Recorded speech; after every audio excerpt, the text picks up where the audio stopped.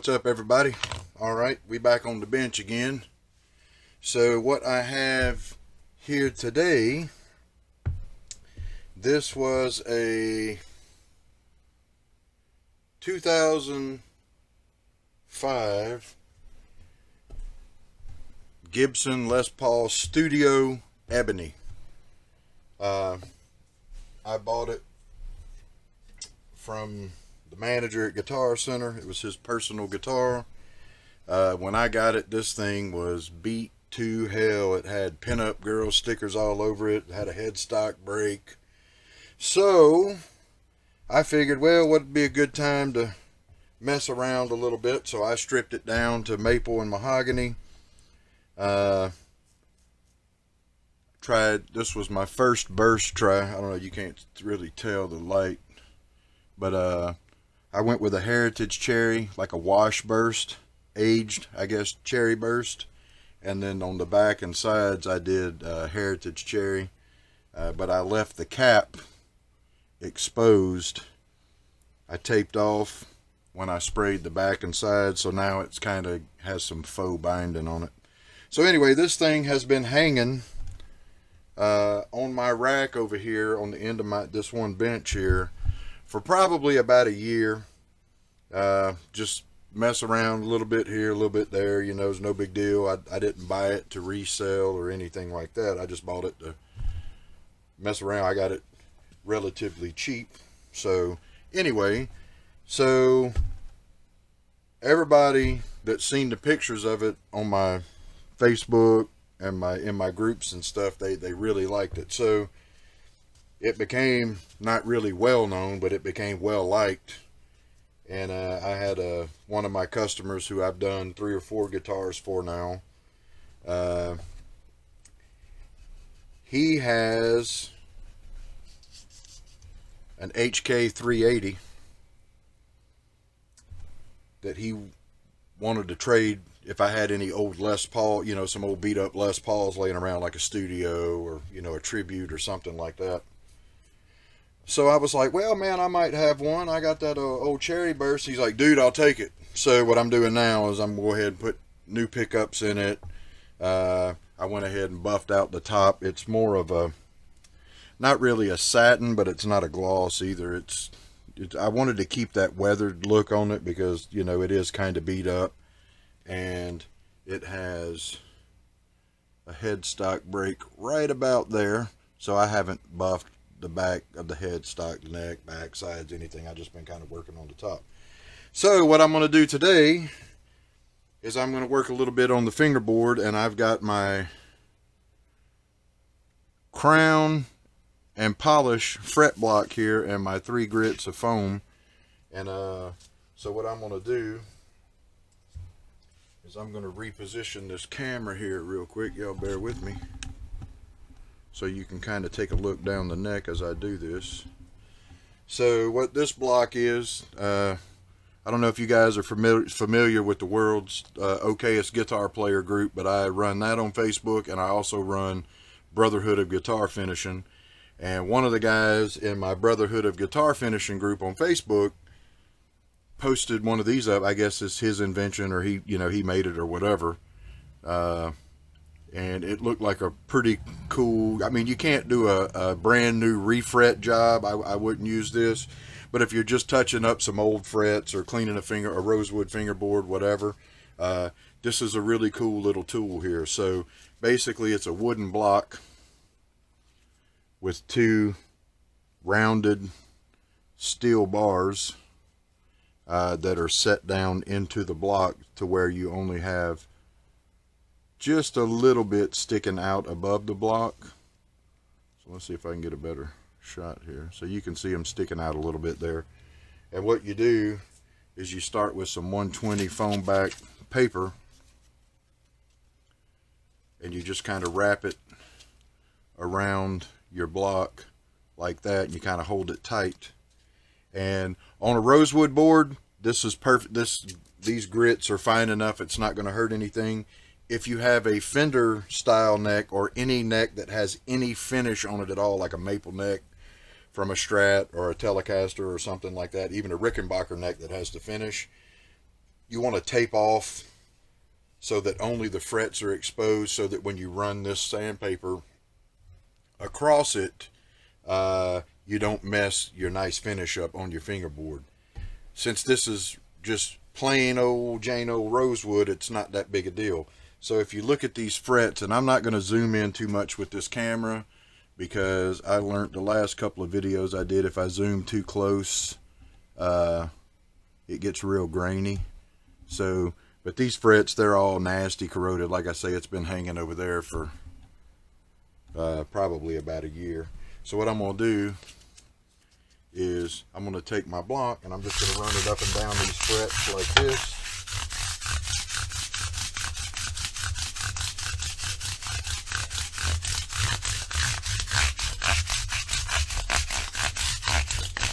You want to make sure you tape your neck pickup off.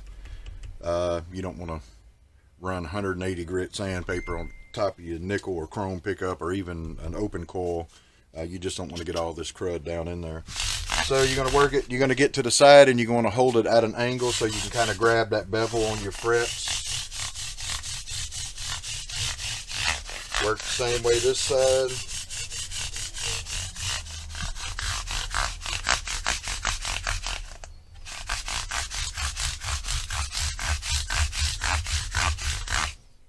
After you do your 120, you'll jump that up to 180.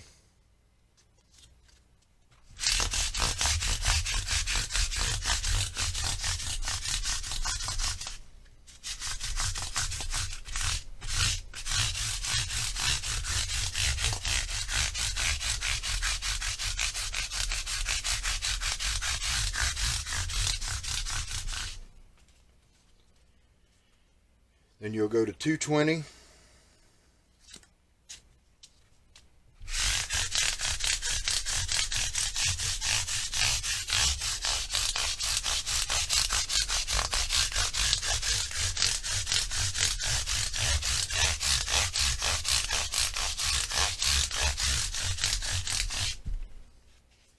And then you'll finish that off with some 320.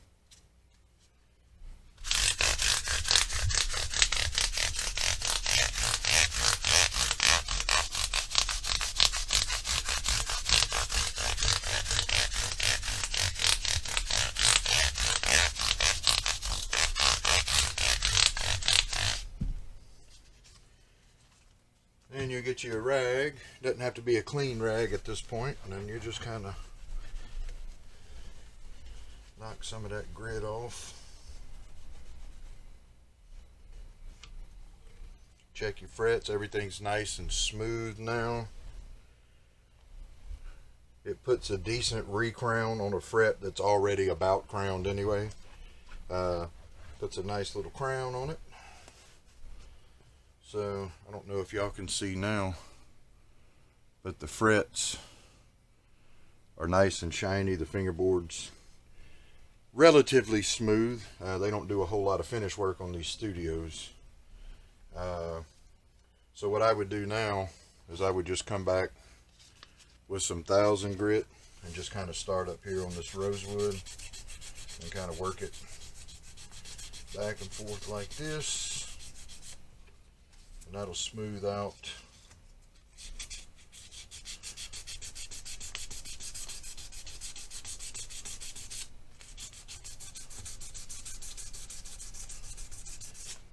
that fingerboard out fairly well.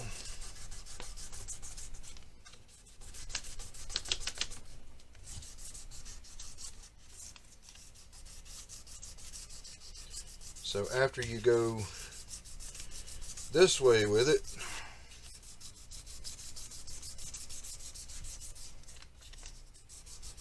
so what I'm doing is I'm taking the sandpaper and I'm butting it right up against the inside part of that fret. What that does is it leaves about the other half of the space between the two frets. It kind of leaves that other half untouched. So after you concentrate on it going this way,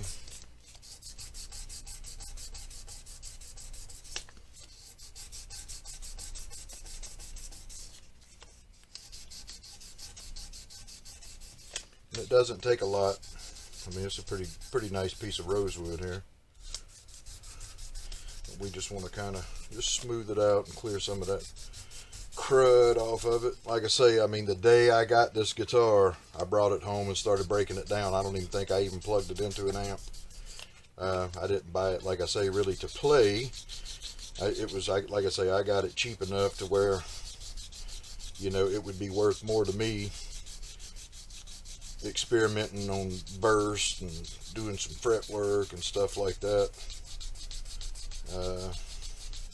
So once you get to the end here,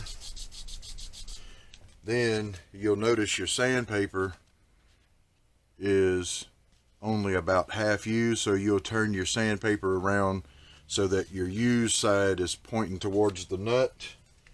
Then you'll work the other side of those frets like this.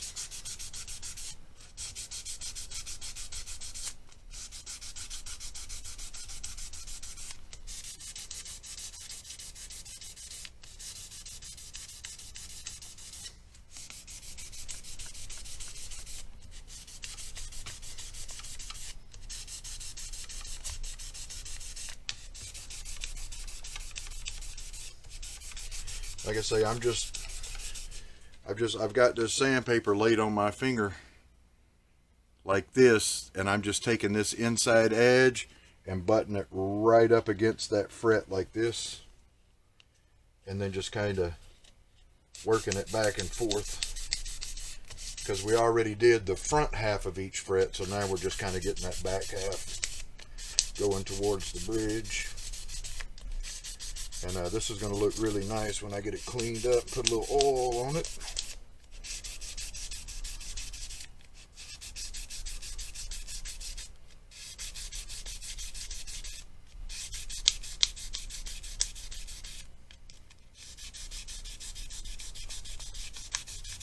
Alright, so now you can see our sandpaper has it on both sides, so that's kind of how I keep track of it. Now we're going to wipe a little bit of that stuff off. Try to get as much of that dust and grit out as we can.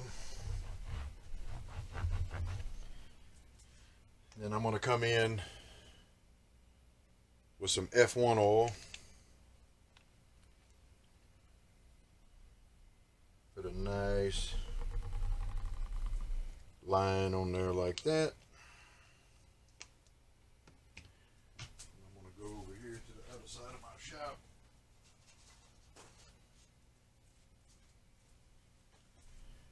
Get a shop towel. And this first part of the oil, you just want just a small piece, because really all you're doing is you're just going to move that oil around. You're not going to really try to push it in. You just want to lightly rub it on top of the fingerboard there, and just we're going to let it set for about 10 or 15 minutes to kind of soak in a little bit. Some people will tell you, man, you can't leave that oil on there. Don't let that oil soak in, man. You're putting too much on there. I have done this to every guitar I've ever owned that's had a rosewood or whatever board on it, and I have never had an issue with a fret lifting out or an inlay lifting out. So, I mean, you don't want to put a half a gallon of oil on your fingerboard. I mean, that's just common sense. I mean, there's no reason to even say that, but you just want to use this first little piece of shop towel just to kind of move that oil on there. And you're not, like I say, you're not really pushing it or trying to push it into the rosewood. You just want to kind of just spread it around so that it looks like you just sprayed it with water, so it still looks kind of wet. And then, like I say, we're just going to leave that on there. You can see that board looks really wet. So we're just going to, that is a nice piece of rosewood on this studio though. So anyway, we're going to leave that on there. You can see some of the crud we got off that fingerboard. So we're going to let this set for probably about 10 minutes. And we're going to come back and check it. And I'll catch up with y'all here in about 10 minutes. Alright, it's been about 15 minutes. So what we're going to do now is we're going to tear a little bit bigger piece off of our shop towel. We're just going to start up here now. We're kind of pushing kind of hard, not too hard, but we want to get whatever oil was left up on the surface. We want to kind of push in to the rosewood what we can, and the rest of it we want to try to get off.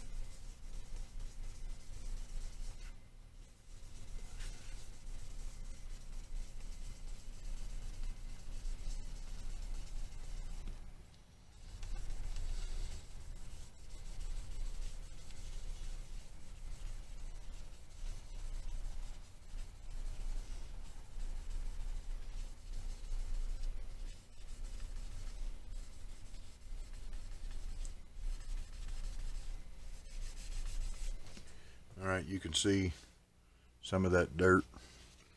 Flip it over and then start down here and work our way back up.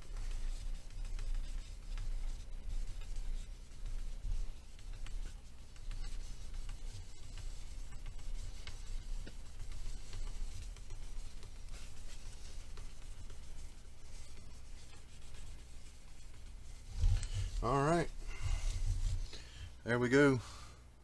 That's a nice piece of rosewood on there. Frets are nice and beveled and smooth now. Fingerboard feels like a piece of glass. That's good. Not sharp like glass. So now what we'll do is we'll take it and kind of clean it up a little bit.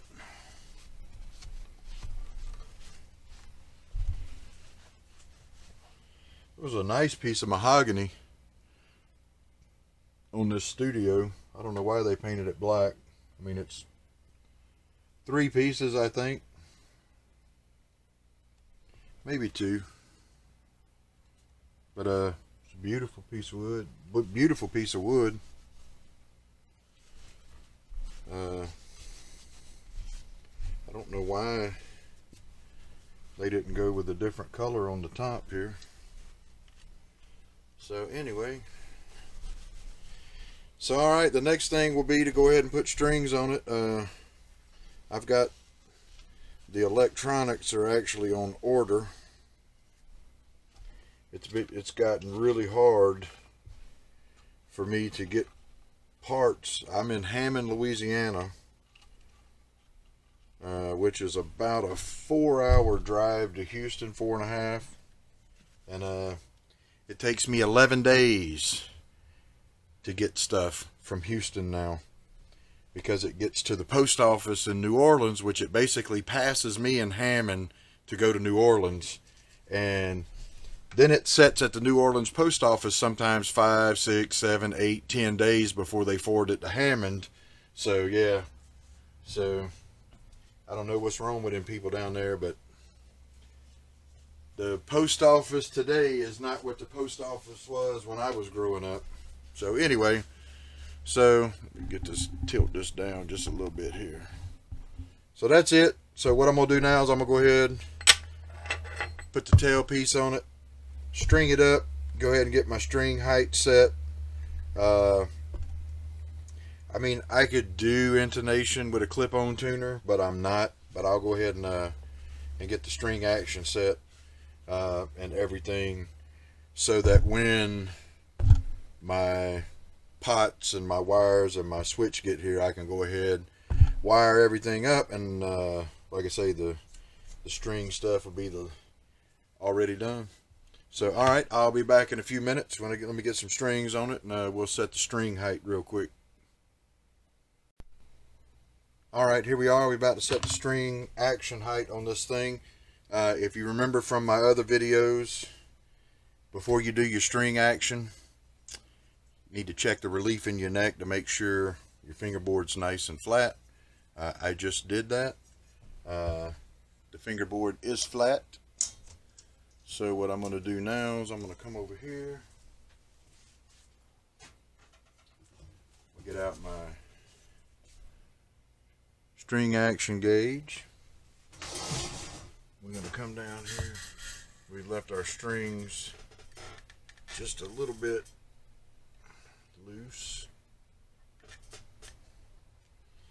And I might have screwed this down just a little bit too tight before we got started. I bet I did. Alright, stand by.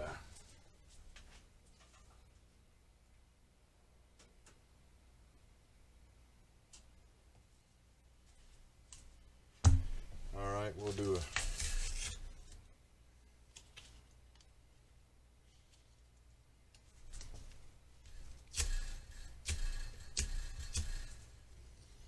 alright, all I'm going to do is take a little bit of this tape here, and I'm going to tape off right here.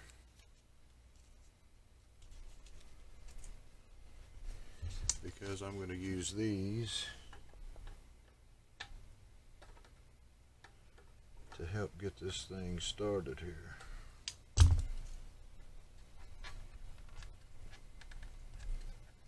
Good Lord, man. As my uncle would say, that sucker's on there. So let's pick that up a little bit. Now, you know what we're going to do?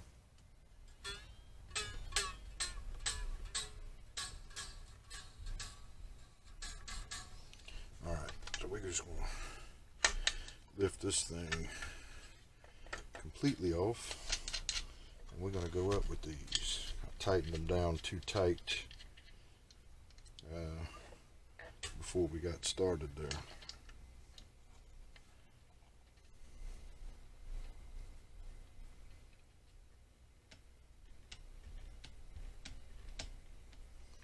Alright, we're just going to set that back right there. Make sure we move that E string out the way and set that back right there. There we go. Put those back on there. Retighten. And let's try this again.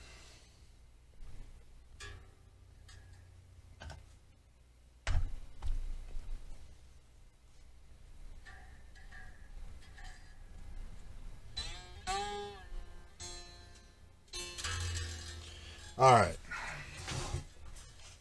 so we're going to set this right here, and that is about 3/64. So let's go up just a little bit. We're gonna set him at 4/64.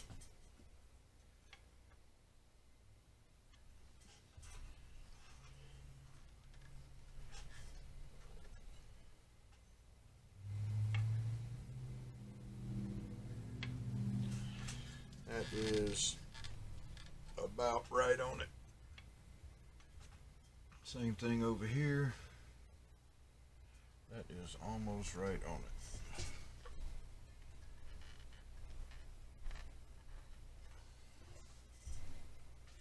A little bit. Once it's up off the body, you don't have to put the tape down. Let's try that. 4/64. All right.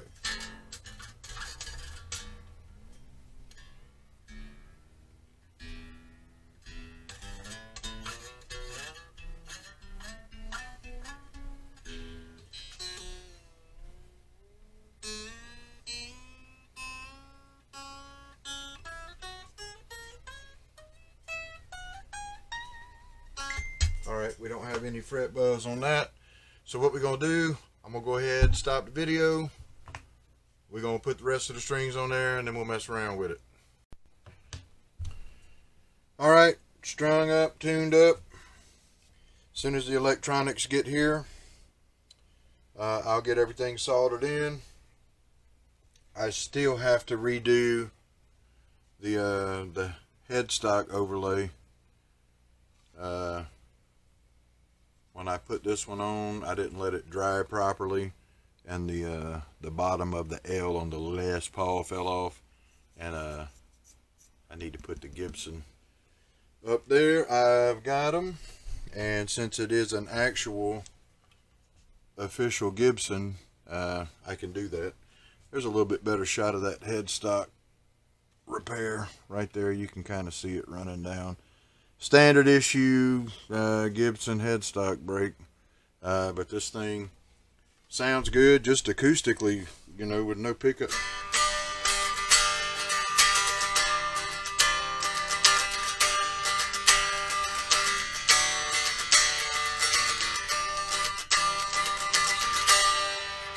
And that's also no intonation. I just got them straight across. But it's got a nice sound.